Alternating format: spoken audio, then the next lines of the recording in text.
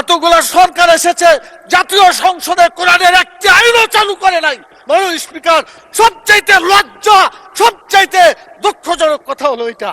আমি চ্যালেঞ্জ দিলাম, জামাত ইসলামের কোন নেতা বলেছে আমার কাছে যে জান্নাতের টিকিট আছে বিক্রি করছি? মাননীয় প্রধানমন্ত্রীকে জবাব দিতে হবে, বাংলাদেশে কেন নামাজ চালু করা হলো না? অতএব আসুন বাংলাদেশে মানুষের আইনের কবর রচনা করে কোরআনের আইন প্রতিষ্ঠা করি রব্বুল আলামিন। দুনিয়াতে আমরা কেউ থাকবো না, মরার পরে আমাদের আসল জায়গা। এখানে যা আলোচনা হচ্ছে সব দুনিয়া কেন্দ্রিক আলোচনা হচ্ছে, আখেরাতে কি হবে এই চিন্তা কারো মনে নাই। আল্লাহ তাআলা সূরা আল ইমরানের 185 নম্বর আয়াতে বলেছেন, ফামান জুহজিহা আনিন নার ওয়া উদখিলাল জান্নাত ফাকাদ ফাজ। যে ব্যক্তি জাহান্নামের আগুন থেকে বাঁচতে পারলো সেই সত্যিকার সফল হবে, এবং জান্নাতে প্রবেশ করতে পারলো সেই সত্যিকার সফল হতে পারবে।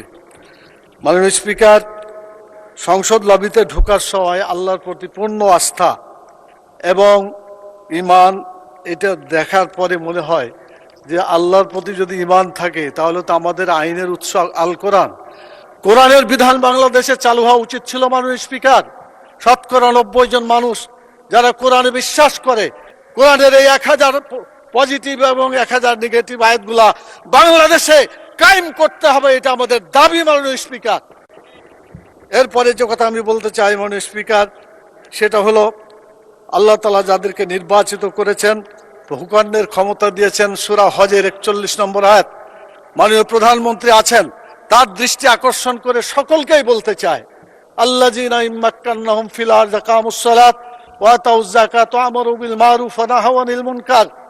যারা রাষ্ট্র ক্ষমতা পাবে তারা দেশে নামাজ চালু করে মানুষের চরিত্র ভালো করে দেবে, এবং যাকাত চালু করে মানুষের ক্ষুধা দারিদ্র বেকারত্ব দেশ থেকে তারা বিতাড়িত করবে।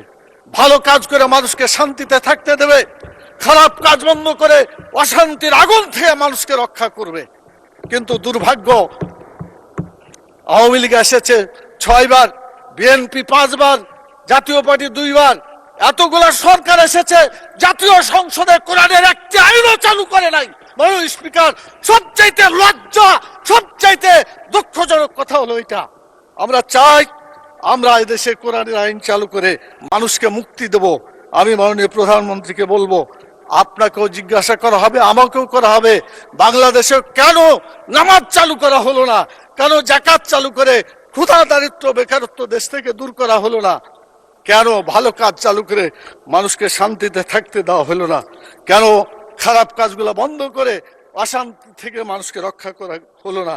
মাননীয় স্পিকার, আমি আপনার মাধ্যমে মাননীয় প্রধানমন্ত্রী সহ আইনমন্ত্রী পাশে বসে আছেন, তারা জবাব দিবেন এবং বলবেন তাদের দায়িত্বটা কি।